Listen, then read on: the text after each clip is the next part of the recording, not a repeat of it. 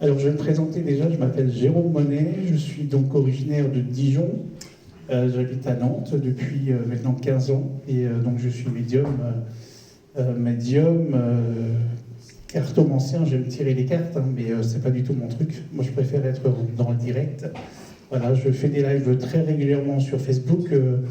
Vous avez à me suivre, vous aurez après la possibilité de prendre ma carte, vous aurez tous les réseaux sociaux où je suis. J'organise des lives de voyance directe où j'ai des fois 500, 1000, 2000 personnes qui sont là pour me suivre, pour poser une question gratuite. Voilà, j'offre des questions gratuites le soir, en général c'est à 21h, ou des fois je fais des conférences avec d'autres personnes, voilà, des organisateurs de chaînes YouTube, et puis en fait on parle de sujets.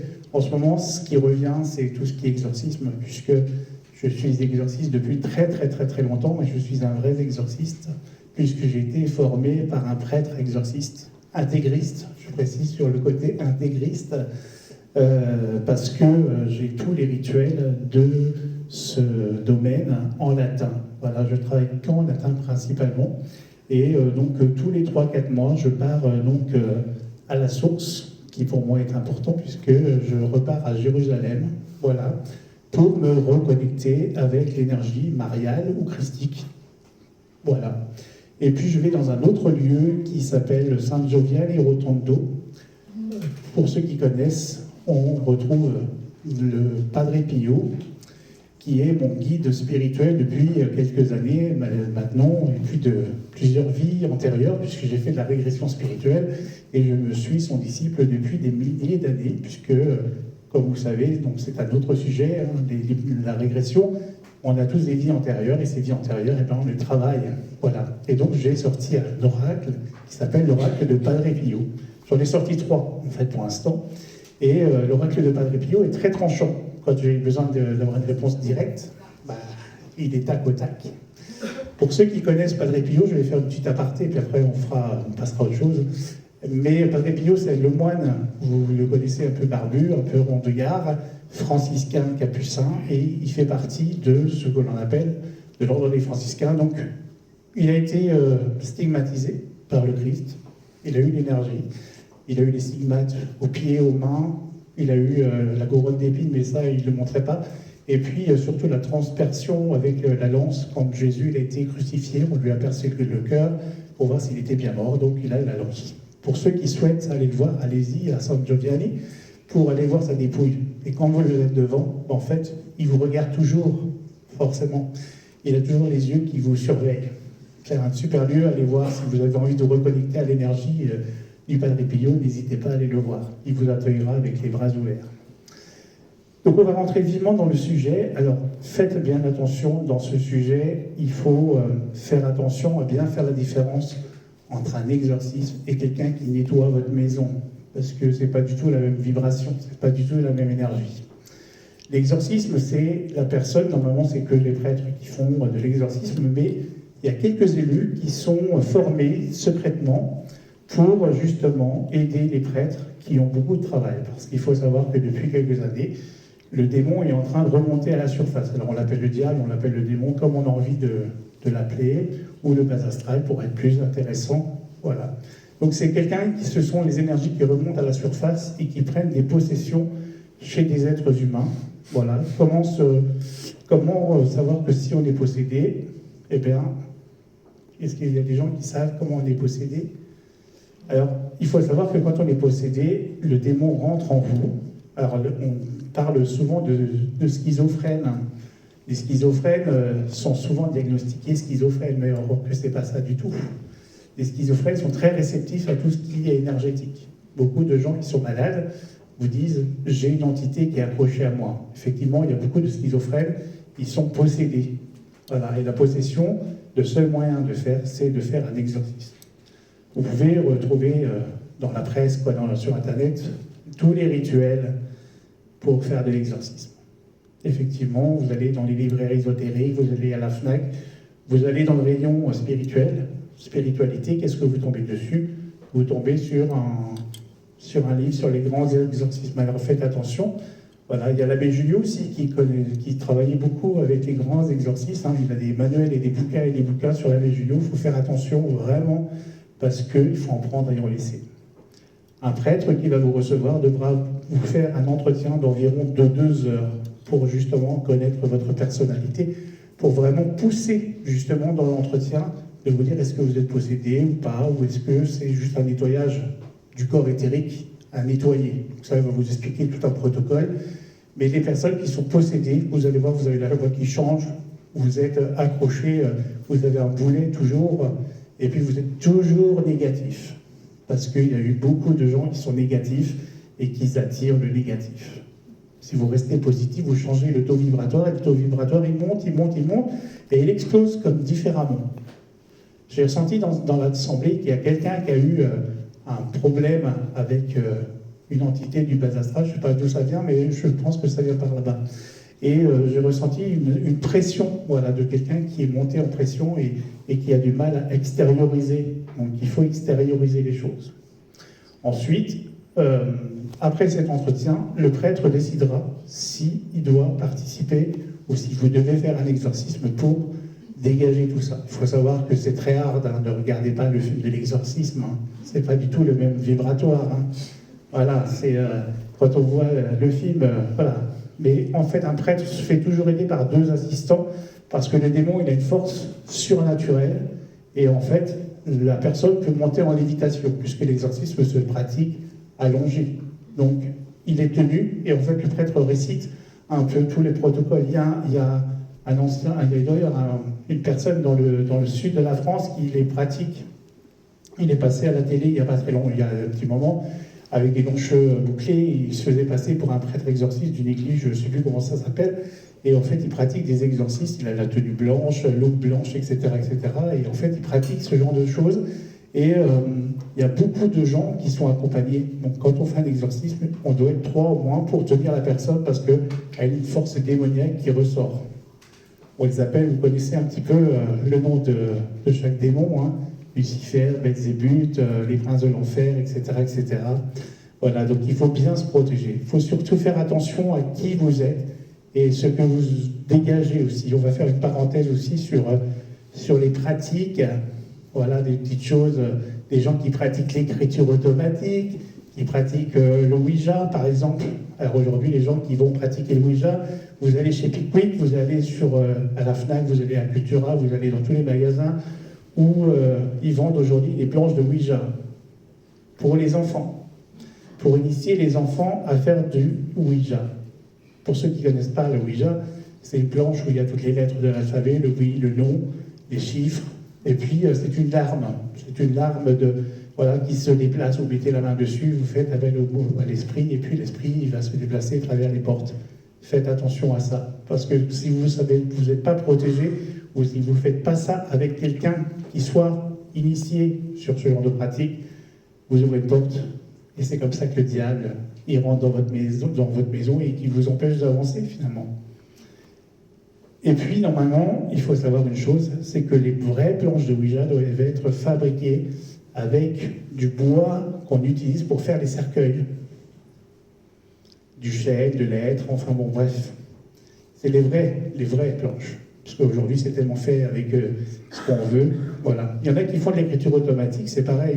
Il faut bien se protéger. Si vous n'êtes pas initié, ne le faites pas. C'est vraiment pour vous, c'est des petits conseils que je vous donne, hein, c'est pas parce que chacun veut essayer, chacun fait les choses. Moi, j'ai eu des pratiques aussi, hein, des fois, où quand j'étais jeune, j'avais 12-13 ans, avec une copine et des amis, on s'est amusé à faire bouger le verre sur la table. Je ne savais pas ce que c'était, mais il y a eu des retours assez cash. Hein.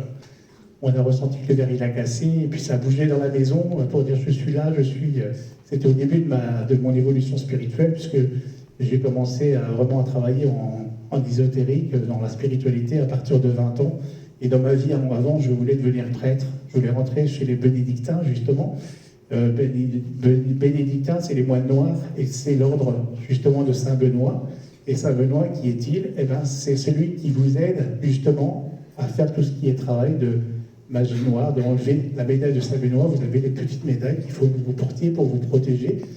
Vous pouvez demander aussi à Saint-Michel-Archange, puisque Saint-Michel, c'est quand même celui qui a tué le démon, ou Saint-Georges, puisque c'est les deux qu'on fait appel quand on fait partie voilà, d'un exorcisme. Madame, vous connaissez bien Saint-Benoît?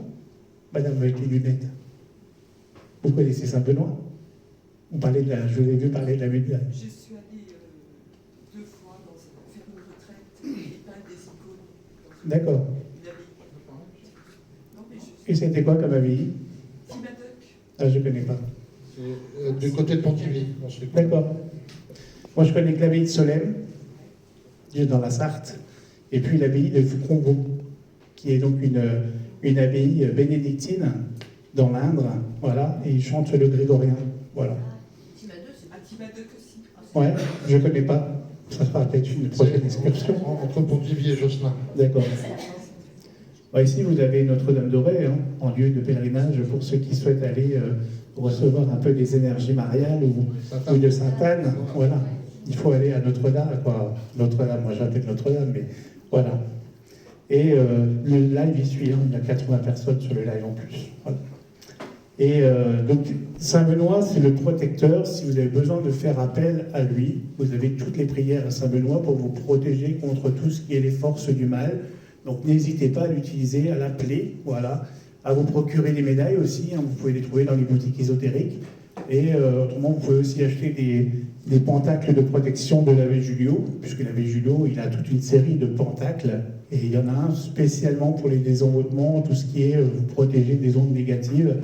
Parce qu'aujourd'hui, on a toujours de plus en plus des personnes du bas astral qui reviennent. Voilà. On parlera tout à l'heure des défunts, je vous en parlerai, je ferai une petite parenthèse.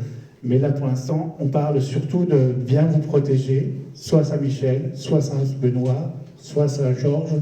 Pour ceux aussi qui peuvent demander, vous pouvez demander aussi à Padre Pio, puisqu'il peut aussi vous aider à travailler sur ces énergies. Voilà.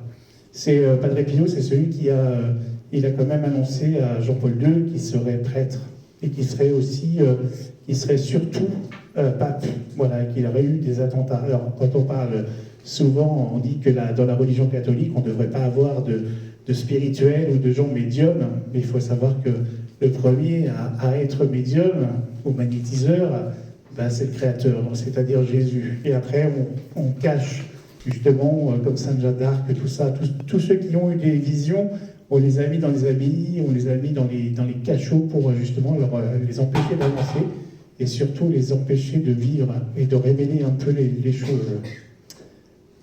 Est-ce qu'il y a déjà des questions? Vous n'êtes pas très bavard. Ça va venir, oui, ça va lâcher. Alors, dans les maisons, il faut savoir que si vous voulez ne pas être embêté, que ce soit pour les entités, pour tout ce qui est les démons, les diables, etc., et surtout la nuit, parce qu'en général, tout ce qui est les démons, tout ce qui est le diable, toutes les énergies négatives viennent vous ennuyer la nuit. La journée, ils vous laissent travailler, ils vous laissent tranquille, et la nuit, qu'est-ce qu'ils fassent? Eh bien, ils arrivent par les miroirs. Si vous avez des miroirs dans votre chambre, eh bien, c'est pas bon du tout. Il faut enlever les miroirs ou les couvrir. Parce qu'il faut savoir que dans les miroirs, tous vos rêves ou tous vos cauchemars s'emmagasinent de votre miroir. Le miroir est considéré comme une ouverture vortex, c'est-à-dire c'est une porte où les démons peuvent sortir et rentrer comme ils veulent. Donc c'est-à-dire qu'en fait, pour avoir un sommeil vraiment léger, bien, vous devez enlever les miroirs ou les couvrir pour que vous puissiez dormir correctement. Ça, c'est la première des choses. Et puis la deuxième des choses, si vous avez des photos de vos défunts, il ne faut pas les laisser dans la chambre, parce que ça vous empêche de dormir. Je vais faire la parenthèse tout de suite par rapport aux défunts. Moi, je ne suis pas spécialisé dans le contact défunt, je le fais en conférence, mais je ne le fais pas en général en consultation privée, parce que je pars du principe qu'une fois que la personne est décédée, il faut lui foutre la paix. Parce qu'on n'en a pas profité suffisamment quand la personne était vivante. Alors pourquoi aller contacter un médium pour avoir des messages une fois qu'ils sont partis? Ça, c'est mon ressenti. Chacun fait ce qu'il veut. Mais quand vous avez des photos de vos défunts ou de vos arrière défunts, mettez-les dans des placards. Vous n'en avez pas besoin pour dormir. Voilà. De toute façon, beaucoup de gens préfèrent communiquer avec les défunts que de communiquer avec les gens. C'est ce qu'on disait tout à l'heure avec, je ne sais plus, une dame. Et je lui disais qu'en fait, quand on est vivant, on ne s'occupe pas des anciens. Voilà, on les laisse aller dans les EHPAD, on leur dit dégage, dégage, et le jour où il est décédé, ben, on appelle les médiums. Quand je fais des lives, je fais souvent vous avez des messages de mon père, ou de ma mère. Non. Voilà, parce que les guides, ils ne sont pas là, hein. Ils ne viennent pas. Aujourd'hui, il y a Padre Pio qui est là, il y a Saint-Benoît, et il y a aussi Sainte-Thérèse qui est venue faire un tour tout à l'heure pour dire que, comme ça fait 150 ans qu'elle est décédée, elle est venue faire un petit coucou. Voilà. Parce que moi, je suis très spirituel et moi, je suis connecté avec toutes les entités. Et moi, à chaque fois que je vais dans un lieu, je visite une église et hop, on vient me dire bonjour. Ou je ne vais plus dans les cimetières non plus, parce que dans les cimetières, ça fait partie, c'est pareil. Quand j'arrive dans le cimetière, j'ai toutes les âmes qui sont abandonnées sur le trottoir et qui viennent et qui me disent « il faudrait que tu me fasses monter ». La dernière fois, j'ai vu un corbillard, c'est juste la parenthèse, mais j'ai un corbillard qui était là, qui était en train d'attendre pour aller à la crémation, au crématorium.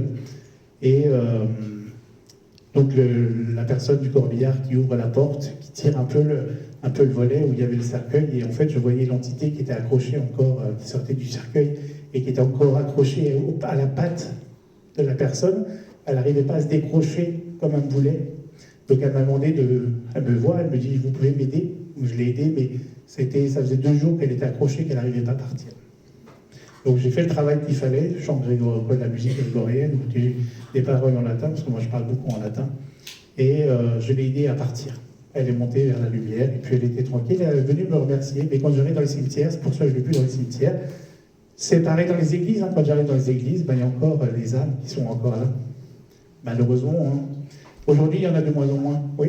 À ce sujet, oui. Est-ce que l'Église n'a pas abandonné un des rôles qu'elle a, c'est de nettoyer son Église elle-même par des gens comme vous pour nettoyer les lieux, pour qu'ils deviennent plus intensément en vibration? Alors, l'Église ne fait plus son travail d'exorcisme. De la faute de qui? Je vais vous le dire. De la faute de Jean-Paul II. Parce que Jean-Paul II interdisait à ses prêtres exorcistes de pratiquer l'exorciste. Pourquoi? Parce que tout le monde pense qu'on est bloqué, qu'on a le démon, et donc ça faisait beaucoup de travail à faire pour les prêtres exorcistes. Aujourd'hui, ça revient, il y en a de plus en plus. Ça s'était calmé. Le pape Jean-Paul II, c'est pour ça que je ne l'aime pas du tout, moi, c'est pas que pour ça, mais pour d'autres raisons. Je préférais Benoît XVI, parce qu'il était plus ouvert à la spiritualité, au chant grégorien, et tout ça. Mais en fait, aujourd'hui, le pape Jean-Paul II interdisait ses prêtres de faire des exorcismes en disant ils ont qu'à aller voir des psychologues, des psychiatres, diriger-les vers des hôpitaux psychiatriques. Donc forcément, ils avaient de moins en moins de monde. Par contre, depuis Benoît XVI, c'est reparti. Là, le pape François, il commence aussi à chipoter un petit peu pour ça. Voilà, bon, paix à son âme, je dirais. Mais voilà, il y en a de plus en plus des cas. Mais les prêtres, il y en a de moins en moins. Il y en a un par diocèse, normalement. Mais moi, ce que je veux dire, c'est nettoyer l'Église. L'Église, elle s'auto-nettoie quand il y a des obsèques qui viennent, avec l'encens, voilà. Les vrais prêtres, on va dire un traditionnaliste, intégriste, tous ces prêtres qui ont la tradition, qui à la fois les chants grégoriens, eh ben, ça y va. Depuis qu'il y a eu le Concile de Vatican II, eh ben, il n'y a plus de nettoyage dans les églises. On rentre dans une église, il n'y a pas de vie. Hier, j'étais au Sable d'Olonne, je suis rentré, j'ai fait mon tour. Quand je suis parti de l'église, j'ai eu mal à la tête. Parce qu'en fait, il n'y avait pas d'église. Je suis allé le 1er janvier, j'étais à Paris, j'étais à Saint-Nicolas-du-Chardonnay. Quand je suis rentré, j'étais détendu. Et quand je suis sorti, j'étais détendu. Parce que ça sentait l'encens. Il y avait eu un office avant, donc il y avait eu de l'encens, nettoyage énergétique, et ça y allait, ça y allait, ça y allait. Quand je vais au Saint-Sépulcre, à Jérusalem, j'y passe des heures et des heures, je ne vois pas le temps passer. Pourquoi? Parce qu'en fait, ils sont toujours dans les prières, ils sont toujours dans la reconnexion, et je suis toujours à l'office vers 15h, 16h. À chaque fois que je vais une semaine, c'est ma mission du jour, c'est d'aller avec les fous et les moines, faire le chemin de la croix dans l'église, et de sentir les choses. Voilà. Quand j'y suis allé le jour de la Pentecôte l'année dernière, je suis parti une semaine et je n'avais pas programmé, en fait, je prends mes billets et après je me laisse aller. Et en fait, j'organise tout au dernier moment. Eh bien, Le jour de la Pentecôte, je suis allé donc, dans le Saint-Sépulcre. Je ne savais pas qu'il y avait un office. J'ai suivi et en fait, on a fini par l'adoration du Saint-Sacrement. Et en fait, j'ai reçu une grâce, puisque quand il s'est mis à chanter le Veni Creator, venez Esprit Saint éclairer nos âmes de vos lumières, ça a déclenché justement de la présence du oratoire jusqu'au Tantum Ergum, le chant du salut du Saint-Sacrement, pour ceux qui connaissent un peu, où ça a été très fort et très puissant. Et après, j'ai passé ma semaine vraiment très bien. C'est vrai que quand je m'en vais chez moi, je dis chez moi parce que je me sens tellement bien à Jérusalem, en Israël, que à chaque fois que j'y vais, ça me remet en puissance. Et j'écris, et quand je reviens, j'écris, je fais beaucoup de photos et je travaille sur des projets à venir. Mais c'est vrai que là, quand je vais dans une église quelconque, je n'ai plus cette force et cette énergie, justement. Et quand on veut chercher à discuter avec des prêtres, on n'a pas d'accès avec eux. Puisqu'en fait, ils sont dans une routine maintenant qui ne sont pas intéressants.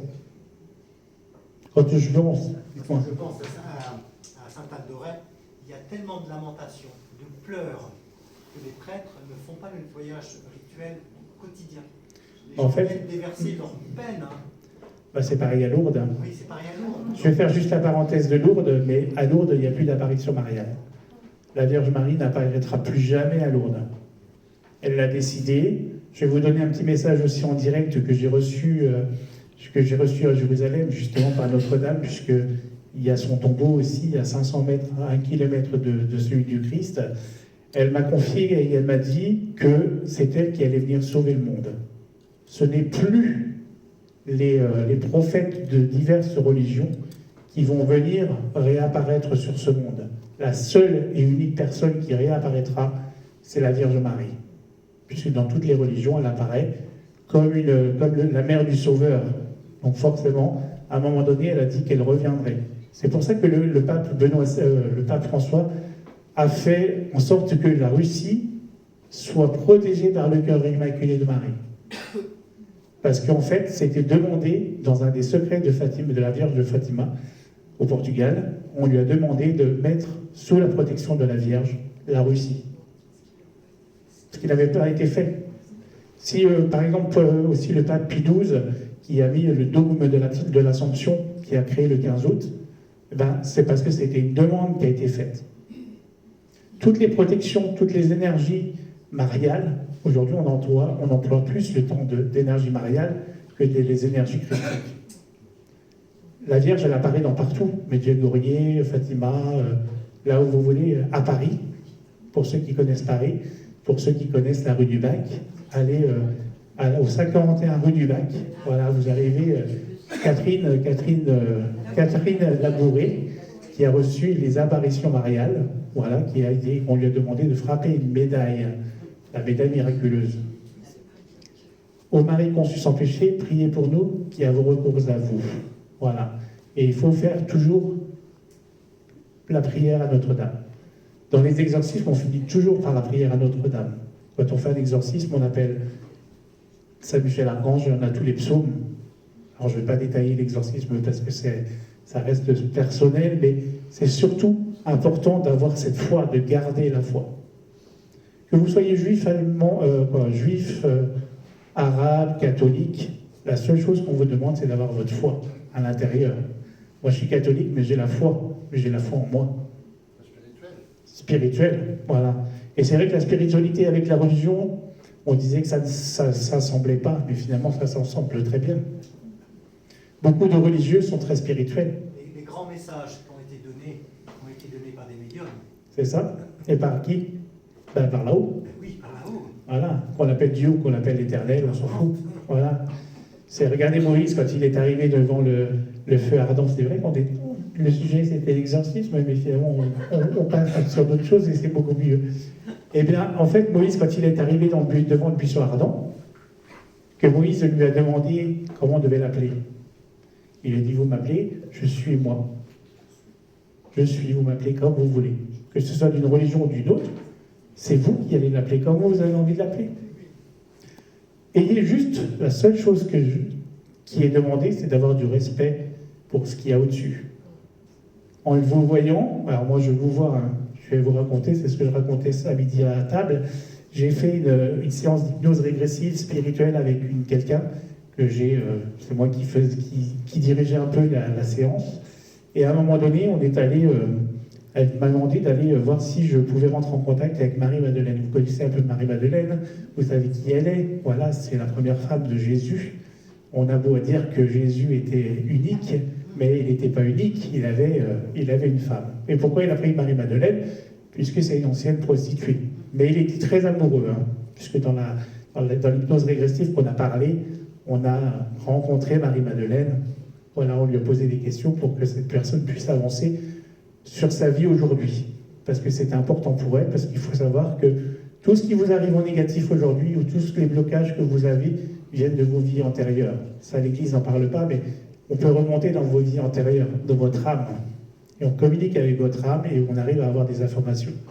Et ensuite, on a donc discuté pendant 10 minutes, un quart d'heure avec Marie-Madeleine. Elle nous a donné des détails qui étaient croustillants dans le sens de l'évolution de l'humanité, voilà, de comment on devait se...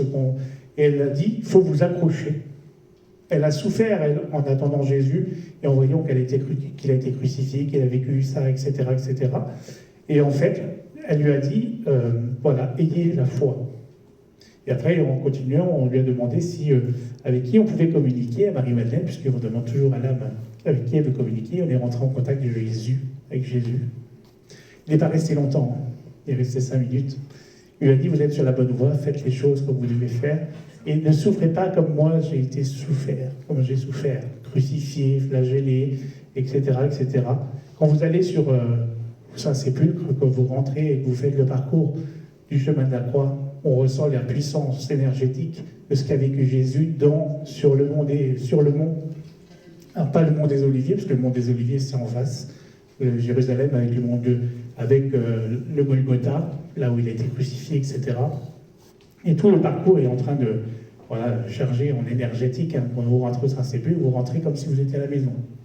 Vous ressortez du Saint-Sépulcre, vous avez transformé. Et il y a différents lieux sur Jérusalem, le mur des lamentations. Si vous allez poser les mains sur le mur des lamentations, vous prenez les décharges. Hein.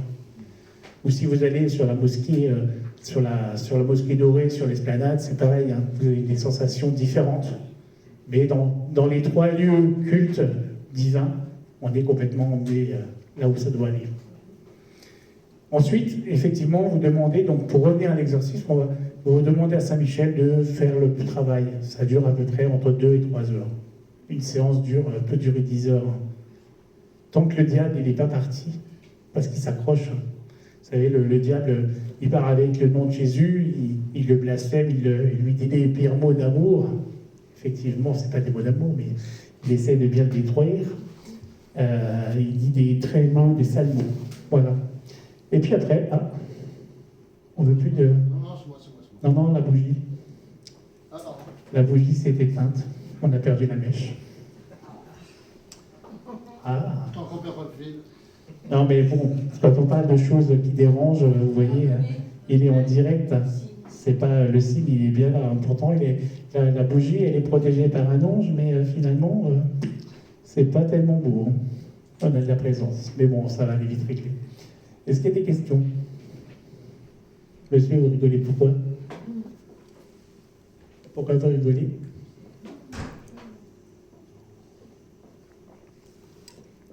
Bon, le café, il est froid, c'est pas grave. Est-ce qu'il y a des questions? Madame, vous avez subi quelque chose, des attaques, il n'y a pas très longtemps? Dis-moi. Oui. Ça fait des générations que ça dure. Ouais. Je suis venue en Bretagne pour sauver ma peau. Ouais. Et j'ai bien fait. Oui, est-ce que vous auriez dû être trucidé? Votre tête, elle était mise à prix à un moment donné. Alors, pas sur cette vie-là, sur une vie antérieure. Ah oui. Ouais. Faut fuir encore. Bon, là, vous allez finir ici, mais Oui, oui. vous auriez dû partir plus loin. Je crois que j'ai bien fait de venir ici. Ah, c'est une belle région. C'est une belle région. C'est mes ancêtres aussi, mais bon. Ah, c'est un autre sujet, le côté des druides, celtiques, tout ça, c'est encore autre chose. Ça c'est votre Il y a connexion. des bonnes énergies. Oui. Très très bonne énergie, très bonne vibration. Voilà. Là, je regarde un petit peu ce qui se passe. Hein. Je suis un petit peu là. Mais c'est vrai qu'effectivement, il y a beaucoup de blocages. Les gens se disent toujours bloqués par des fausses énergies. En fait, tout le monde, on a toujours recours au diable, on se dit c'est lui, c'est lui, c'est lui, c'est lui, mais en fait, c'est nous qui nous bloquons tout simplement. Il suffit que vous pensiez négatif et vous avez du négatif. Ce qui est important, c'est de toujours voir la vie en... Alors, je dirais pas la vie en rose, hein, parce qu'autrement on appelle Edith Piaf, elle vous chanter la vie en rose, mais toujours avoir des énergies plus positives. Quand on sent qu'on est négatif, il faut relancer le négatif en positif. Je le dis tout le temps chez les consultants que j'ai. Eh bien, d'être positif. Parce que si vous vivez ce que vous vivez aujourd'hui, ce n'est pas un travail de possession. C'est un travail d'énergie que vous devez travailler. La dernière relation que j'ai eue avec une personne qui était possédée, il a essayé de m'attaquer. Parce que, en fait, le diable était malin. Des fois, je parlais en latin, je lui disais qu'il fallait qu'il parte, vade retro satanas, et lui, il insistait toujours. Et il me disait, toi, je vais t'avoir, je vais t'avoir, je vais t'avoir. Je lui disais, bah, vas-y, vas-y, vas-y. Ah, bah alors. Normalement, il faudrait utiliser un briquet pour allumer les bougies. Ça, c'est aussi une petite chose que vous devez savoir. Quand vous allumez les bougies chez vous, vous utilisez un briquet et non des allumettes. Pourquoi? Parce que le soufre qu'il y a sur les allumettes est la connexion avec le diable. Et non, c'est la vérité. Oui? Non, ça y est, il a trouvé.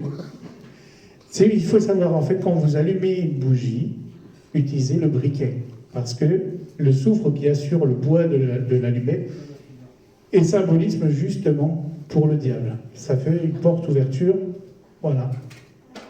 Je vais vous donner un petit conseil si vous avez besoin de savoir si votre maison est possédée. Alors là, c'est pour le nettoyage énergétique, mais pour savoir si votre maison, elle est bonne ou elle est malsaine. Vous prenez un verre comme ça, vous le remplissez aux 3/4 de gros sel, et sur ce gros sel, vous rajoutez au même niveau de l'eau. Alors l'eau du robinet, hein, ça ne sert à rien d'utiliser l'eau minérale. Et puis, vous le mettez sur du papier sopalin, du journal, sur un meuble dans la maison, et vous le laissez pendant 10 jours, entre 10 et 15 jours, et vous verrez au bout de 15 jours comment le sel y réagit. Si le sel y déborde du verre, donc l'eau va disparaître, va réduire en fait, hein, forcément.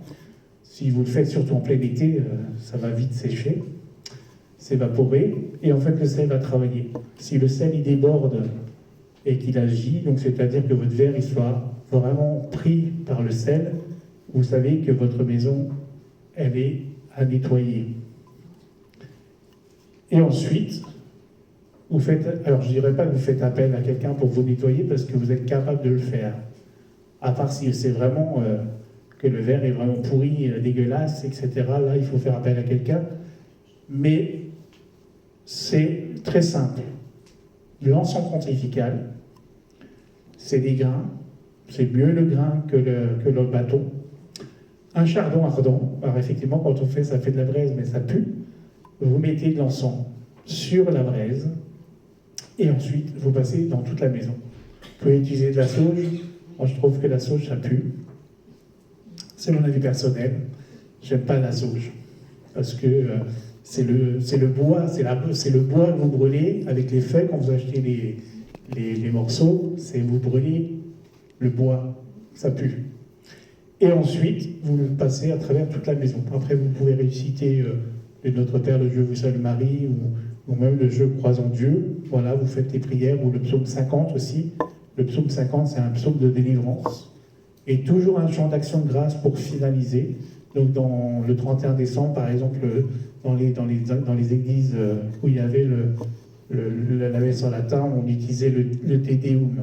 C'est un chant d'action de grâce qui termine justement au remercie pour l'année qui est faite.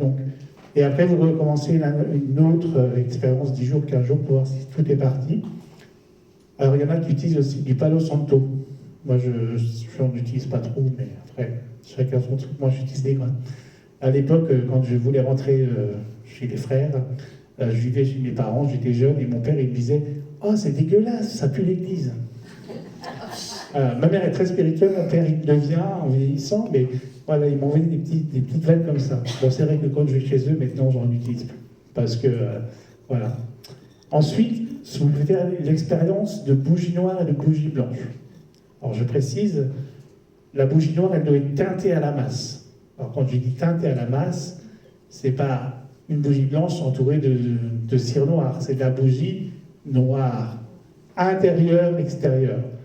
Vous mettez la bougie d'un côté blanche, une bougie noire et une bougie blanche, et vous allumez et vous laissez la bougie se consumer à fond et entièrement. C'est-à-dire après, au bout d'une heure, de 8 heures, parce que la bougie elle dure 8 heures, vous voyez comment la bougie elle a fini de réagir. Si la bougie elle se consomme, si elle fait des petits dégâts tout autour de la bougie, c'est que là, il faut nettoyer. Si la bougie elle suit son fil et qu'elle ne goûte pas, ça veut dire que la maison est bonne. Alors ne me dites pas parce qu'il y a une source d'énergie ou une rivière en dessous, ça n'a rien à voir. Ça c'est pour voir si vous avez quelque chose qui est particulier. Si vous avez une source d'eau sous la maison, forcément vous aurez de l'humidité. Donc ça il faut faire appel à un géobiologue qui vienne vous dériver la source pour que votre énergie puisse avancer. C'est comme ça que vous pouvez apprendre à nettoyer. Quelqu'un qui vient vous nettoyer chez vous, si vous faites appel à quelqu'un qui vient pour faire un travail de nettoyage énergétique, je précise bien des nettoyages énergétiques, vous devez lui donner ce que vous voulez. S'il vous prend 300, 400, 500 ou 600 euros ou 1200 euros, fuyez, ça ne sert à rien. Moi, quand je me déplace, quand je vais faire des nettoyages, les gens donnent ce qu'ils veulent. Quand je fais des soins à distance, parce que je soigne beaucoup à distance, et notamment quand je suis à Jérusalem, je travaille beaucoup avec ça, les gens donnent ce qu'ils veulent. J'impose pas de prix, il n'y a que sur les consultations de voyance, sur médiumnité, où j'impose un prix, mais autrement tout le reste, les gens donnent ce qu'ils veulent. En fait, les vrais, il n'y en a pas beaucoup. Moi, je dis les vrais. Excusez-moi de dire ça, mais quand ça commence à monter dans les chiffres, c'est vraiment n'importe quoi. Quand je vois certaines personnes qui se filment, je vais pas parler de cette personne-là, mais quand il enregistre des vidéos quand il fait des vidéos énergétiques, c'est n'importe quoi. C'est surtout, vous pouvez le faire vous-même. C'est simplement. Après, on est tous médiums, on a tous des dons magnétiseurs, de tout ce qu'on veut, mais il faut avoir cette foi que vous avez. Plus vous y mettrez la foi, mieux ça sera. Si vous y êtes avec eux en vous disant « Oh, ça ne fonctionnera pas », vous inquiétez pas, ça fonctionne bien. Le diable est en train de remonter, il est en train de passer un petit peu ses troupes en revue, parce que là, vous allez voir, ça va dégager. Rien qu'avec ce qui s'est passé en Turquie, et en Syrie, et en Iran, avec le tremblement de terre, ça fait déjà des dégâts. Le diable est en train de secouer un petit peu la planète pour dire attention, on arrive, on est bien en bas de combat. La Vierge elle va bientôt apparaître. Il faut savoir que la Vierge Marie, elle est en train de préparer son retour. Alors peut-être que nous, on ne le verra pas, mais dans les générations à venir, je dirais dans les 100 ans, peut-être qu'il y aura une nouvelle apparition mariale, et là, ça va dégager. Parce qu'il faut savoir que Marie, elle aimait tout le monde, de toutes les religions, et pas que des catholiques. Quand vous allez à Jérusalem, vous allez dans son tombeau, c'est une énergie magnifique. Là où elle est née, puisqu'elle est née à Jérusalem aussi, et c'est un lieu qui est extraordinaire. Voilà. Et quand on la croise, parce que moi je l'ai croisée il n'y a pas très longtemps à Bethléem, il faut savoir que les énergies de Bethléem ne sont plus là non plus. Là où est né Jésus, ça n'existe, il n'y a plus d'énergie. Malheureusement. Il y a plus d'énergie là où il est décédé que là où il est né. Et il faut savoir qu'à Bethléem, vous avez une basilique, la basilique de la Nativité, où il y a une grotte. Et c'est là où a vécu Saint Jérôme. Alors quand je suis arrivé là, j'ai eu la photo de Saint Jérôme, la statue de Saint Jérôme. Je me suis dit, il faut que je vienne tout le temps, à chaque fois que je vais venir là, je vais venir vivre en ermite dans cette grotte. Finalement, j'étais comme chez moi. Et en fait, voilà, c'est Marie qui va bientôt réapparaître. Donc je vous demande vraiment d'avoir cette dévotion pour la personne, qu'on soit d'une religion ou pas, ou qu'on n'ait pas de religion, on s'en fout. Mais gardez cette foi intérieure. Est-ce qu'il y a des questions? On peut exorciser le gouvernement? Ah, on ne va pas exorciser le gouvernement. Je pense qu'il n'y a pas besoin d'exorciser le président. C'est pas lui qu'il faut exorciser. C'est ceux qui sont au-dessus de lui encore. Il faisait moins bête dans les couloirs. Oh, vous savez qu'on ne va pas parler politique, mais si ceux qui l'ont voté, ils l'ont voté. Ça aurait été d'autres politiques, ça aurait été pire encore. Hein. Je crois qu'on aurait voté la blonde, ça aurait été catastrophique pour beaucoup de communautés. Hein. Et pas que pour les Français. Hein. Je pense que ça aurait été très très très dur. Hein. Même l'autre, hein. Pareil. Hein. Je pense qu'ils sont tous la main dans le même sac. Ce qui est important, c'est de vivre ce que vous avez à vivre. Effectivement, on n'est pas sorti de l'auberge avec ça. Hein. Je ne parle pas des politiques, hein, je parle de ce qui se passe, ce qui se prépare. Hein. On n'est pas près d'autres virus, d'autres choses, d'autres pandémies arrivent, hein, et ça va faire plus meurtrier, hein, encore beaucoup plus. C'est pour ça qu'il faut que vous gardiez la foi. Ça va faire du ménage. Les cataclysmes, j'en ai vu un, j'avais une vision l'année dernière, j'étais me baigner dans la Méditerranée, et à un moment donné, je me suis retourné, j'ai voyé la montée des eaux. Voilà, j'étais en plein milieu, j'étais en train de me dire, mais je disais à une copine, dépêche-toi, il faut qu'on prenne la voiture. Parce que l'eau est en train de monter, c'est en train de nous faire un tsunami. Et en fait, c'est la vision que j'ai eue, et finalement, c'est bien annoncé qu'il y aura un autre séisme qui sera dans la Méditerranée, et ça va détruire tout ce qui est les villes du bassin méditerranéen. Donc il faut s'accrocher, c'est important. Ne pas aller investir ne pas investir à Marseille ou à Saint-Tropez ou à Toulon ou à La Ciotat. Ah oui, c'est à La Ciotat, voilà. Oh, on est bien en Bretagne. Et vivre au jour le jour. C'est vivre au jour le jour, ouais. Moi, je ne fais pas de projet. Hein. Si, j'ai des projets sur du court terme, mais je vis avec... je ne vis pas au-dessus je ne vis pas au-dessus de mes moyens, je vis comme je vis. Voilà, moi j'appelle ça, je vis dans mon monastère, en fait. Hein. Je vous parlais de la grotte de Saint-Jérôme, mais moi, à Nantes, je vis dans mon monastère aussi. Hein. C'est pareil, j'ai un petit appartement, je n'ai pas de lit, je dors par terre sur un matelas, comme les moines, en fait. Voilà. Du matin jusqu'au soir, toute la journée, j'écoute du chant grégorien. Voilà, puisque ça me nettoie toute la journée. Quand je fais des lives de voyance, en général, je mets du chant grégorien pour calmer les ardeurs de certaines personnes, puisqu'il faut savoir que depuis le Covid, les gens qui sont de plus en plus méchants, de plus en plus individualistes, matérialistes, égoïstes, tout ce qu'on liste. Et c'est ça qui est dommage. C'est ça qui est dommage. Il n'y a plus de solidarité entre les uns et avec les autres. Et c'est vrai que dès qu'on arrive devant quelqu'un pour essayer d'aider les autres, eh bien on s'en prend plein à la gueule. Moi j'ai des gens au quotidien et j'en prends plein à la gueule. Tous les jours. Tous les jours. Même sur les lives. Hein. Une fois que je me mets en live, vous pouvez être sûr, j'ai 80 usurpations d'identité sur Facebook. Voilà, j'ai 80 profils. Une fois que je me mets en live, il y a des brouteurs, des Africains qui contactent toute ma communauté pour les demander un ami pour leur escroquer de l'argent. Il y a une personne, elle était voir un marabout, il lui a croqué 40 000 €. Tout ça pour dire « Oh, mon amoureux va revenir ». Mais elle n'est jamais revenue. C'est la mentalité d'aujourd'hui, hein. C'est offrir du fric au maximum. Il y a quand même de la solidarité quand il y a des catastrophes. C'est ça. Que quand il y a des catastrophes. Voilà. Moi, il faut savoir que j'ai une communauté sur Facebook. Alors, il y a des hauts et des bas. Ma maman, l'année dernière, a été malade. Elle a eu un cancer. Et j'ai une communauté de 14 000 personnes sur mon live, sur mon Facebook. Et j'ai mis une chaîne de prière. J'ai demandé une chaîne de prière et je le fais très souvent pour n'importe qui. Quand il y a quelqu'un qui n'est pas bien ou qui a des problèmes de santé, je dis, je mets une photo, je dis aux gens, voilà, priez pour telle et telle personne.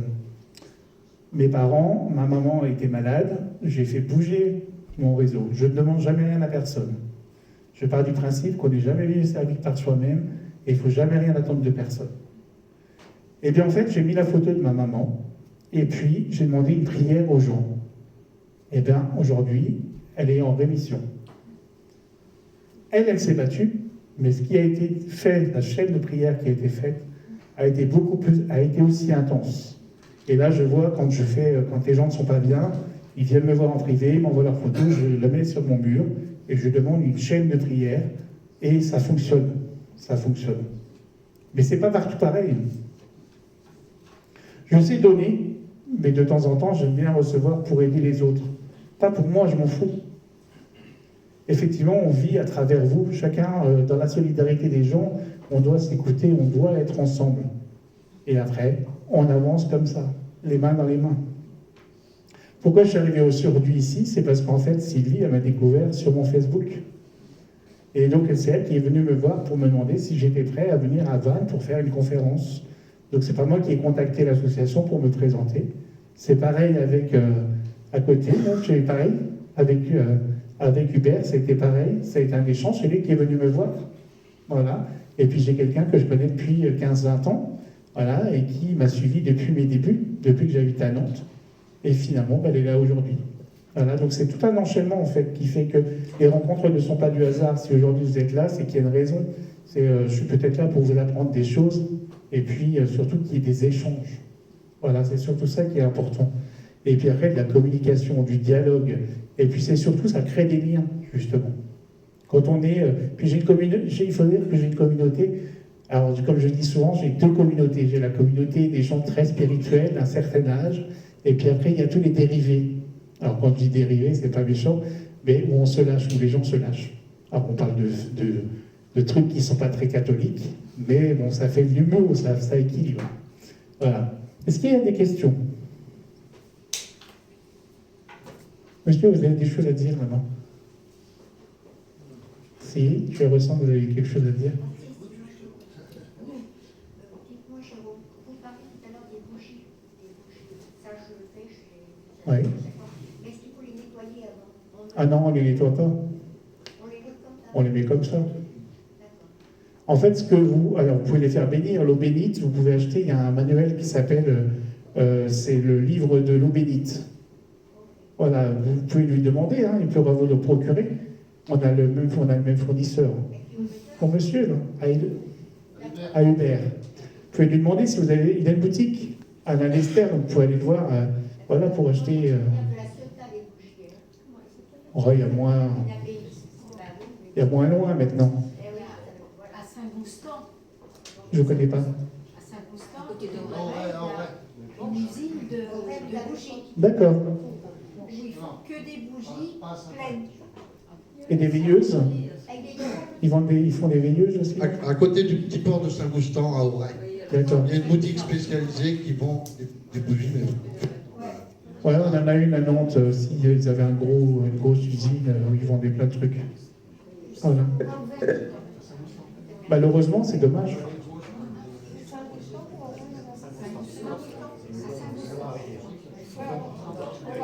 Après, vous avez aussi des livres qui sont vendus. Alors, vous pouvez prendre, je pourrais vous donner ma carte après, j'en ai aussi. C'est des livres de prière où il y a toutes les prières que vous pouvez utiliser pour vous protéger contre les forces du mal. Voilà, toutes les prières de guérison, toutes les prières où vous avez besoin pour votre vie intérieure, pour vous intérieurement, et pas pour... c'est déjà de vous occuper de vous. Si vous voulez aider les autres, il faut déjà s'occuper de vous. Ça, c'est la priorité. Pour être bien, il faut déjà bien pour pouvoir soigner ou pour pouvoir avancer. Et puis, c'est surtout de garder... procurez-vous, surtout si vous voulez vous protéger, des médailles de Saint-Benoît. Elles sont recto verso, vous pouvez les trouver aussi, qui sont très intéressantes, vous pouvez les faire bénir. Alors, c'est compliqué de trouver un prêtre qui va vous bénir, les médailles ou tout ce qui est... c'est comme l'eau bénite, c'est pour ça que je vous propose le livre de l'eau bénite, parce que dans les églises, on ne trouve plus d'eau bénite.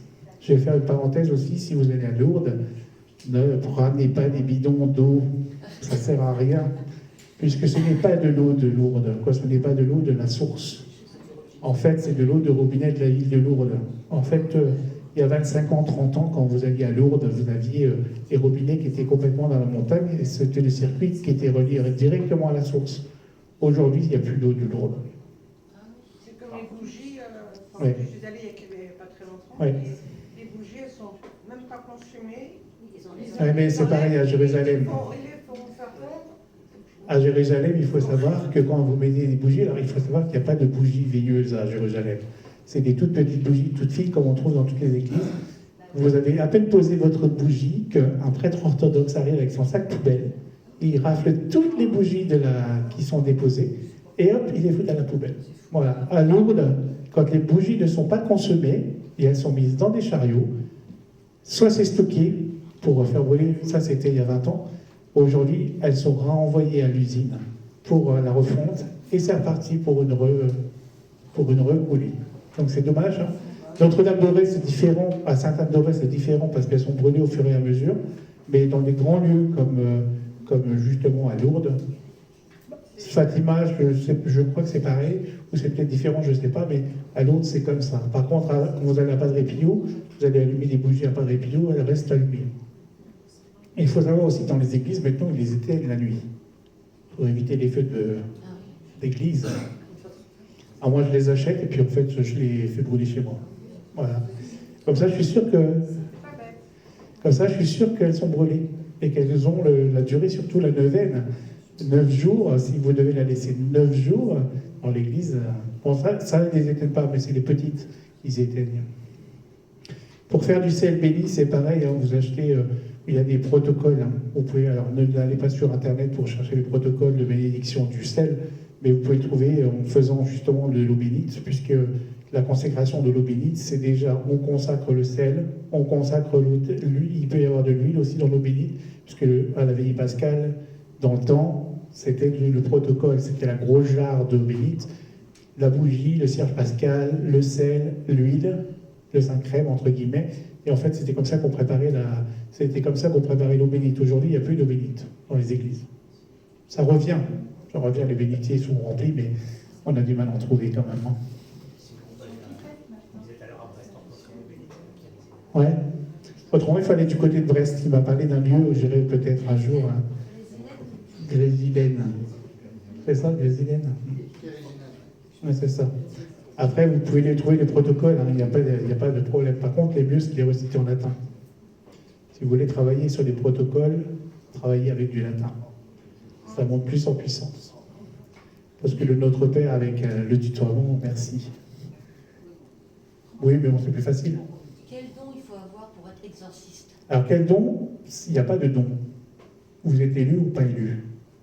C'est comme la médiumnité, c'est vous l'avez ou vous ne l'avez pas. C'est à votre naissance, ou même avant, et ben on vous dit, vous serez telle mission de vie. Tous les prêtres ne peuvent pas. Tous les prêtres ne peuvent pas. Il y en a qui se forcent à vouloir rentrer dans la vie monastique ou dans la vie pastorale, sauf que finalement, il n'y a pas de prêtre. Voilà, il n'y a pas de vraie mission de vie. Padre Pio, c'était son chemin de vie. Benoît XVI, c'est pareil, il a toujours voulu être religieux. Mais il y a des gens qui sont arrivés par... les gens, quand ils rentrent dans une structure monastique, c'est parce qu'en fait, ils se sont obligés, ils n'ont plus le choix. Il y a eu des anciens prisonniers qui sont rentrés dans la vie monastique, des anciens délinquants, des anciennes prostituées qui sont rentrées chez les religieuses, par exemple. Et puis, en fait, ils font leur vie comme ça. Aujourd'hui, il n'y a plus... Aujourd'hui, on vit tellement dans le côté du matériel que les vocations, il y en a de moins en moins. Alors, je parle aussi des vrais médiums, des vraies personnes qui ont justement ce don extraordinaire. De votre génération, il y en a encore des magnétiseurs. De la génération d'aujourd'hui, le Covid est arrivé, 300 000, combien de médiums sont arrivés à la surface? Il y en a partout. Je me connecte sur TikTok, alors je ne suis pas très TikTok, mais je me connecte sur TikTok, je vois 50 qui font de la voyance. Sur Facebook, c'est pareil, les magnétiseurs, combien il y en a? Moi, je reçois les prières en direct. Je pose mes mains, en 30 secondes, je peux vous faire un soin. Je n'ai pas besoin de faire des formations à tir à l'arigot pour vous dire, pour être formé, pour faire ci, ça, ça et ça. Je fais juste à poser mes mains et hop, l'énergie, elle passe. Je suis à Jérusalem, quand j'arrive, que ce soit Jésus, que ce soit les énergies christiques ou mariales, dès que j'arrive, hop, j'ai une connexion particulière. Comme je disais à midi, j'étais sur le mur des lamentations, je pose la main sur le mur et ça a fait un choc j'ai eu un électrochoc. Et pour me remercier, c'est qu'il y avait dans une petite alcôve, il y avait une toute petite pierre qui avait été enlevée, il y avait une toute petite tourterelle blanche, quoi, une colombe blanche qui était là et on me regardait. Elle n'était pas là quand je suis arrivé, quand je suis reparti, elle était là. Tout est signe. Voilà. Dans la médiumnité, il y a beaucoup de signes. Ici, sur la totalité, il y a les 3/4, vous avez tous des choses en vous, mais vous ne les développez pas parce que, des fois, la peur de la croyance, parce que les idéaux, on nous empêche d'avancer. Tu es catholique, donc tu n'as pas le lieu d'accéder à la médiumnité, au magnétisme, aux énergies, mais combien de prêtres? L'abbé Julio, qui est un ancien religieux, ça a été pareil. Et Padre Pio, c'est pareil. Et il y a plein de... Tous les visionnaires, Sainte Thérèse aussi, elle avait des Sainte Thérèse de Lisieux, Sainte Thérèse d'Avila, Sainte François d'Assise. Tous ces saints qui ont eu Sainte Jeanne d'Arc. Jeanne d'Arc, elle était brûlée sur le bûcher, Mais elle était visionnaire, elle en avait beaucoup. Et l'Église a caché tout ça. Et en fait, on vous transmet certaines obligations. Tu ne dois pas dépasser là, tu ne dois pas aller là, tu ne dois pas aller là, et c'est comme ça. Et pourquoi? On ne sait pas. On ne le saura jamais. Mais il faut garder la mainmise. Oui, après, il n'y a pas que ça. Je pense qu'aujourd'hui, ce qui est important, c'est qu'on s'occupe de Gaïa, de la planète, qu'on s'occupe de la Terre, qu'on s'occupe de la mer Terre. Si chacun qui était élevé et qui brillait, voilà, qui apportait son énergie, eh ben, positive, la planète elle s'en sortirait mieux. Tout à l'heure, je disais, elle parlait tout à l'heure que ce lieu allait être détruit, mais les gravats, on va les mettre où? Au lieu de réutiliser, de réaménager des bâtiments pour réhabiliter, justement, pour qu'on redonne vie au bâtiment, qu'est-ce qu'on fait? On détruit, on casse, et puis après, on reconstruit. Ça sert à rien. Là, ils ont coulé, je ne sais plus quel navire, dans l'Atlantique ou dans le Pacifique, le Foch. Ils l'ont détruit, ils l'ont englouti dans la mer. La mer est déjà polluée, alors là, c'est encore. Bah, c'est ce qu'ils ont fait. Les cages à poissons. Ouais, c'est ça. Puis il y a aussi le Saint-Curie d'Ars aussi, qui était très visionnaire aussi, pour ceux qui connaissent ce petit bonhomme, qui était un prêtre qui est dans l'Ain et qui s'occupait, on fait appel à lui pour tout ce qui est les prêtres, les vocations, etc. Voilà. À votre avis, pourquoi il y a moins de prêtres? Il y a moins de vocations. Pourquoi? Mais parce qu'en fait, on leur apporte plus qu'ils ont besoin. En fait, quand je vois, même sur TikTok, j'en reviens encore à TikTok ou YouTube ou Facebook, je vois des religieux qui sont sur les réseaux sociaux aujourd'hui. Les prêtres, les moines. Voilà, il y en a un qui s'appelle le frère Paul Adrien, qui est un dominicain. Et en fait, il fait des séances, tous les jours, il fait des lives, tous les jours, il fait des vidéos pour parler de plein de choses. Alors effectivement, c'est quelqu'un qui est assez cool. D'ailleurs, il doit être de la région de Bas, Normandie ou Bretagne, je ne sais plus. Et en fait, c'est toujours pareil. Ils n'ont plus la foi. Aujourd'hui, les monastères se vident, ou les monastères ne sont plus ce qu'était un monastère. Moi, quand je vais à l'abbaye de Cîteaux, par exemple, à côté de Dijon, puisque je suis originaire de là-bas, donc quand je vais à l'abbaye de Cîteaux, qui est le fief de Saint-Bernard, eh bien en fait, les moines sont dans l'abbaye. Il n'y en a plus beaucoup, il y en a peut-être une vingtaine, mais ils sont encore cloîtrés. Quand on va dans différentes congrégations, chez les dominicains par exemple, les dominicains, eh ben, ils vont dehors. Ils ont leur téléphone portable. Quand je vais les franciscains à Jérusalem, je les vois avec leur téléphone portable. Or que, normalement, un moine doit être dans un monastère. Alors, c'est pas... Moi, je suis tradit, mais après, ça, c'est autre chose. Mais en fait, vous allez à Solesmes, les moines sont cloîtrés. Il y a encore des congrégations qui sont cloîtrées, mais il n'y a plus de vocation. Avec tout ce qui se passe dans l'Église aujourd'hui, que ça remonte à la surface, mais ça remonte que chez les catholiques. On ne va pas parler de pédophilie chez les juifs, on ne va pas parler de pédophilie chez les musulmans. Tout ça, ça ne remonte pas à la surface. Ça ne remonte pas. Le jour où ça va remonter, ça fera les mêmes dégâts que dans l'Église. Regardez, par exemple, chez les catholiques, c'est vrai qu'on n'arrête pas d'en parler. Avec ce qui s'est passé à Lyon, avec le curé, je ne sais plus comment il s'appelle, ils ont sorti un film, grâce à Dieu. Voilà, ça a été ces mouvements, hein, ça a été assez... voilà, mais c'est vrai que, effectivement, s'il y avait des prêtres, les prêtres pouvaient se marier, ils se marieraient. Ça serait différent. Mais on ne serait plus dans une église... voilà. Et je pense que d'avoir la foi, c'est important. Après, le culte, c'est différent. Mais c'est vrai que dans toutes les congrégations, ça disparaît de plus en plus. Pourquoi chez les Mormons, alors on ne va pas parler forcément des Mormons, mais toutes ces églises qui sont dérivées, les témoins de Jéhovah ou les évangélistes, ils ont un autre mode de vie. Mais c'est, comme on disait tout à l'heure, c'est la puissance. En fait, ils veulent qu'il y ait toujours de la puissance. Aujourd'hui, qu'est-ce que fait le pape François sur la tête de l'Église? Pour moi, je l'appelle l'antéchrist. Moi, je l'appelle le diable, puisque forcément, voilà, quand j'ai vu les obsèques de Benoît XVI, je me dis, mais qu'est-ce qu'il fait là? Et pourtant, Benoît XVI, il a été accueilli avec... c'est la Vierge Marie qui est venue le chercher, puisqu'en fait, il y avait de la brume sur le Vatican. Le jour où pendant 1 heure, il y avait de la brume. Et le Vatican était complètement brumé. le dôme. Et une fois qu'il est parti, il est rentré dans l'église, le ciel il s'est éclairci, il a repris les choses. Voilà. Et c'est vrai que c'était, voilà, après, chacun évolue. Mais c'est vrai que c'est important de garder cette foi et ces énergies qui sont importantes. Donc pour vous dire qu'il faut bien vous protéger. Quand vous avez besoin d'aller voir quelqu'un, utilisez votre force intérieure. Tout ce que vous êtes, le nettoyage de maison, vous pouvez le faire vous-même. Après, si vous avez besoin de conseils, vous pouvez me retrouver sur Facebook. Vous pouvez venir me voir, vous m'envoyez un SMS, je peux vous donner ma carte, vous m'avez dit, vous pouvez faire l'expérience, m'envoyer un petit SMS, je vous répondrai. Des fois, je suis un petit peu long parce que j'ai beaucoup de monde, donc forcément. Et puis, suivez votre chemin, suivez votre vie, suivez vos ressentis, parce que beaucoup de gens ont des ressentis et personne ne les utilise. Et puis, c'est surtout ce qui est important, c'est de ce que vous avez, de garder la foi intérieure, et puis de suivre le chemin que vous êtes destiné. On est tous médiums, on est tous magnétiseurs. Hein. Il suffit d'ouvrir le don, d'ouvrir le canal. Mais il faut surtout se protéger. Voilà. Alors la protection, c'est la bulle. Mettez-vous dans votre bulle. Beaucoup de gens ne se mettent pas dans sa bulle. Et c'est important de se mettre dans sa bulle. Moi, les gens me disent, oui, mais comment vous faites pour vous protéger? Moi, je ne me protège pas.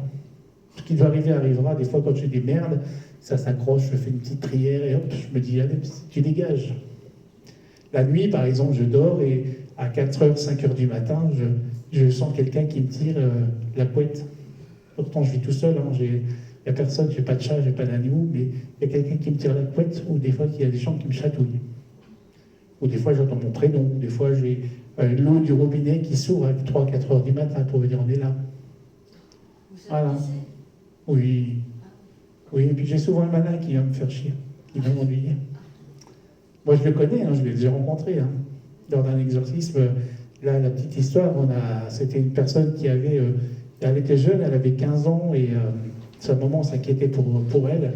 Donc, elle est arrivée un samedi matin, et puis on a commencé à lui poser des questions, et puis on a ressenti que c'était pas très beau, parce qu'ils étaient deux sur elle. Et on a commencé à travailler, à faire les prières, on a ressenti une énergie... Voilà, et à un moment donné, quand on insistait, et ça ne voulait pas partir. Et on utilisait ce qu'il fallait. Hein. Alors on n'utilise pas le marteau, on n'utilise pas les pieux pour les tuer, hein. Ça n'a rien à voir. Hein. Et à un moment donné, on s'est fâché. Ça nous a mis en colère avec le prêtre. C'était un jeune prêtre, hein. Il avait quoi? Il avait 40 ans à l'époque. Et puis, c'était son premier exorcisme. Ah, il ne savait pas trop comment faire. Et moi, j'avais déjà de l'expérience, parce que j'étais jeune, hein, mais j'avais beaucoup d'expérience. Et on a réussi à les faire partir. Et en fait, on a vu le sol qui s'est ouvert comme ça, avec les flammes de l'enfer qui ressortaient. Parce qu'en fait, effectivement, on peut visualiser l'enfer avec les flammes, la lave qui ressort, le centre de la terre qui s'ouvre. Mais on a vu une brèche qui s'est ouverte. Et la brèche, quand elle s'est ouverte, on a vu... on les voyait qui gravillaient derrière, et on voyait Belzébuth sur son trône. Et Lucifer, qui était les deux, puisque ce sont les deux principaux, qui étaient assis sur leur trône en leur disant, en ricanant. Voilà.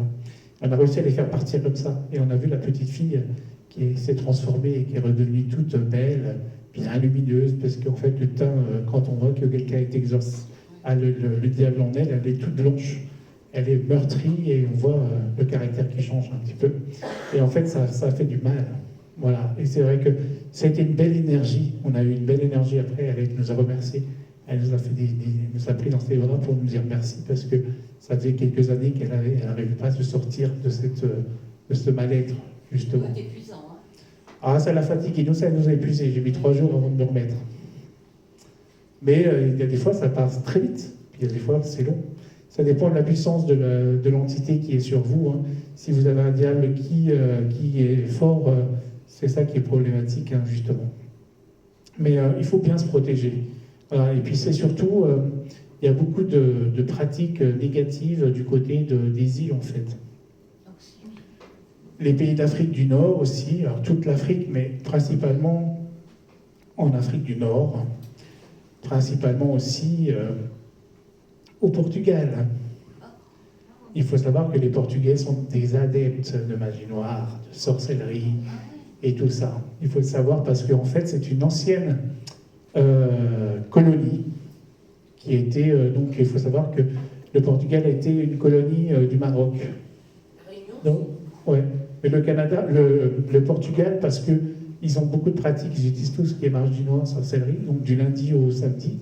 Et le dimanche, les Portugais vont à la messe et ils se font bénir, voilà, en disant ben, je ne fais rien, et finalement, le lundi recommence. Je sais parce que moi j'ai des attaques d'une personne qui est portugaise. Les Réunionnais aussi. Oui, avec le vaudou. Mais c'est vrai que voilà, après, si il y a une petite chose que je vais préciser, n'allez pas voir quelqu'un qui fait le plomb. Il faut savoir que le plomb, ceux qui vont faire des pratiques avec le plomb, c'est pas très bon. Parce qu'en fait, le plomb est fondu, mais le plomb, il est mis dans l'eau, c'est-à-dire dans une rivière, il est mis dans la Méditerranée ou dans l'Atlantique. Et en fait, la personne qui pratique peut pratiquer le plomb avec votre photo. Il peut vous envoyer, au lieu de vous nettoyer, elle vous remet une couche. J'ai eu l'expérience avec une copine, qui était une copine.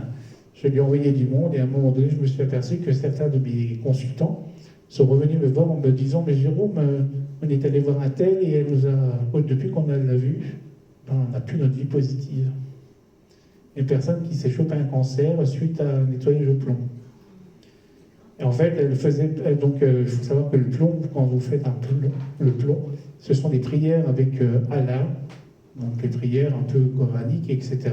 Sauf que cette personne-là ne l'utilisait pas dans le sens du bon, elle l'utilisait dans le sens négatif. Donc, forcément, ça a posé un plomb. Voilà, on peut parler du plomb, mais le plomb. Et ces personnes-là, elles ont subi beaucoup de choses, beaucoup de malheurs. Donc, il faut faire très attention aux pratiques que vous utilisez pour vous protéger.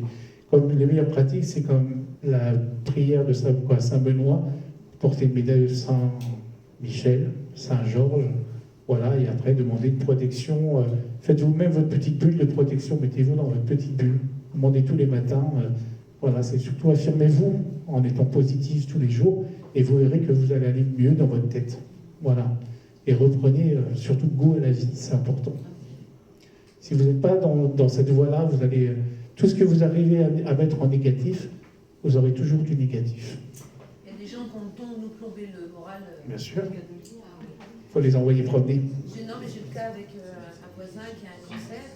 Il est allé voir la voisine du dessus, sa fille a un cancer, elle était là. Elle lui dit t'as combien de chimio? Ben 4. Oh, t'as pas fini. C'est juste le début, ça va être pire après. Elle dit autre chose. Il est ressorti, il avait du diabète, le diabète il a monté. Ah oui. Et je lui dis elle s'est pompée ta bonne énergie et puis elle allait bien. Le problème c'est que les gens ils savent pas se protéger. Alors je lui dis fais-toi une bulle de protection. C'est important, c'est important. Voilà, puis après demander à vos guides spirituels, voilà, quels qu'ils soient, ça peut être les personnes qui vous entourent, vous pouvez demander l'énergie mariale, l'énergie christique, vous demandez à qui vous voulez, mais demandez une protection surtout. Tous les matins, ou à votre ange gardien, ne serait-ce que votre ange gardien, demandez-lui de vous protéger, de vous mettre dans une petite bulle, quoi, tout simplement. Après, effectivement, vous pouvez demander de l'aide de quelqu'un sans problème, mais attention à vous, attention à vous. Est-ce que les bébés peuvent être contaminés par ces énergies? Bien sûr, surtout une femme enceinte. Si par exemple la personne, elle tombe enceinte, elle va voir quelqu'un, voilà, et puis que la personne travaille sur la personne, voilà, le magnétiseur soi-disant travaille sur la personne, et qu'elle lui met quelque chose, ça transfère à l'embryon. Et puis des fois, c'est de génération en génération. Si vous ne coupez pas les liens avec ce qui s'est passé, vous reproduisez exactement. Est-ce que c'est pas là le travail? Ah, le travail est à faire de couper les liens. Voilà. Voilà. Après, quand on veut parler des liens, on peut parler des liens aussi. Alors, il y a des gens qui vont dire les petits bonhommes allumettes, par exemple. C'est une technique quelconque. Ça marche. Ça marche. Après, effectivement, c'est un échange. Voilà. Si on coupe les liens, c'est pour en recréer de nouveaux. Après, c'est la coupure des liens, c'est aussi de travailler avec votre passé. Ce qu'on appelle la lettre au passé. Sur cette lettre, vous prenez, vous écrivez. Je le conseille souvent de le faire à l'ordinateur. Parce qu'avec l'ordinateur, on peut revenir en arrière. C'est faire une lettre à sa vie en général. Du moment où vous êtes né à aujourd'hui, vous écrivez les bons moments, les mauvais moments. les choses que vous avez eu envie de dire, que vous n'avez jamais osé dire. Alors il faut savoir qu'une fois que vous vous mettez dans ce genre de travail, forcément ça revient. Les souvenirs reviennent. Tout se remet en place. Vous pouvez le faire aussi pour une personne, couper les liens avec une personne qui est partie, avec un défunt. Vous pouvez, si vous voulez couper les liens, voilà. Pour répondre, après vous pouvez, voilà, écrire. Vous écrivez. Je répondrai à une question après. Et après, vous signez. Vous mettez dans une enveloppe. Pour la personne qui est laissée, vous mettez l'adresse du cimetière ou de là où elle est, et vous prenez une enveloppe. Et vous évacuez dans les toilettes. Ça va vider votre sac. Et puis ça va couper les liens. Et ça, vous pouvez le faire tant de fois que vous voulez, pour toutes les personnes que vous avez besoin. Défunts ou vivants? Défunts aussi, justement. Vivants aussi. Vivants aussi. Et puis ne vivez plus dans le passé. Vivez au présent, c'est important. Lâcher prise, on a du mal à lâcher prise. Et puis vivez pour ce que vous avez à vivre. Voilà. Après, beaucoup de gens croient que Père Paul Jacques est fort, aller vers quelqu'un qui reste dans l'ombre. On peut briller, hein. Voilà, il y a des gens qui brillent, qui se disent être des meilleurs. J'en ai fait. La semaine dernière, j'étais à Parapsy. Et Parapsy, c'est le salon de la voyance et des médecines naturelles à Paris. Et j'y étais vendredi. Et quand je suis arrivé, je me suis senti oppressé dans ce lieu. Bah, sur 160 exposants, il y avait 80 médiums, plus toutes les boutiques qu'il y avait autour. Et puis dans les boutiques, ils vendaient des trucs de vaudou, des trucs, des machins. Et puis il y a des médiums qui proposaient justement de faire des travaux un peu occultes, un peu de rapprochement, pas des marabouts, mais des médiums qui sont comme ça. Donc il ne faut pas aller vers ce genre de personnes. Trouver des personnes par le bouche-oreille, par les réseaux. Alors faire attention aux réseaux, hein. C'est ce que je vous disais tout à l'heure pour les gens qui font du nettoyage, qui prennent 300 € et qui sont là à faire des coucous avec leur encensoir et qui ne connaissent même pas le Notre Père ou Je vous sois le Marie. Voilà, ça, c'est important. Mais voilà, tout ce que vous pouvez faire, faites-le par vous-même. C'est important. Est-ce qu'il y a des questions?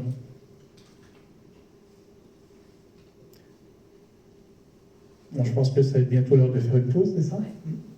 Donc on va faire une petite pause. Vous pourrez déposer après, ici sur la table. En fait, c'est important de faire confiance à son discernement. Ah, moi je dirais, oui, c'est ça. Faire attention à ce qu'on vous dit. Votre petite voix. La petite voix intérieure vous dit, faut pas aller là, faut aller là. Ça m'arrive souvent. C'est des fois, j'écoute pas ce qu'on me dit. Mes guides me disent, tiens, tu prends à gauche. Et moi je dis non, je vais pas prendre à gauche, je vais prendre à droite. Et en fait, quand je suis arrivé au bout de la rue, à droite, et là, c'était de la gnognotte. Et le guide me dit, ah tu vois, je t'avais dit d'aller à gauche. En fait, il faut débrancher le mental. Mais moi, je suis connecté 24 heures sur 24. Je suis jamais déconnecté, parce qu'à chaque fois que je demande de la déconnexion, même à Jérusalem, des fois j'ai envie d'être un petit peu tranquille. Alors déjà, je me déconnecte de mon téléphone, déjà. Dès que j'arrive à Tel Aviv, je n'ai plus de connexion sur Internet. Sauf dans les points relais où je suis, voilà. Mais autrement, je n'ai pas d'Internet. Donc comme ça, je suis déconnecté. Mais pareil, là-haut, ils ne veulent pas me faire déconnecter. Mais oui, il faut faire attention, il faut écouter sa petite voix. Voilà. Merci à tous. Voilà. Merci beaucoup, Jérôme.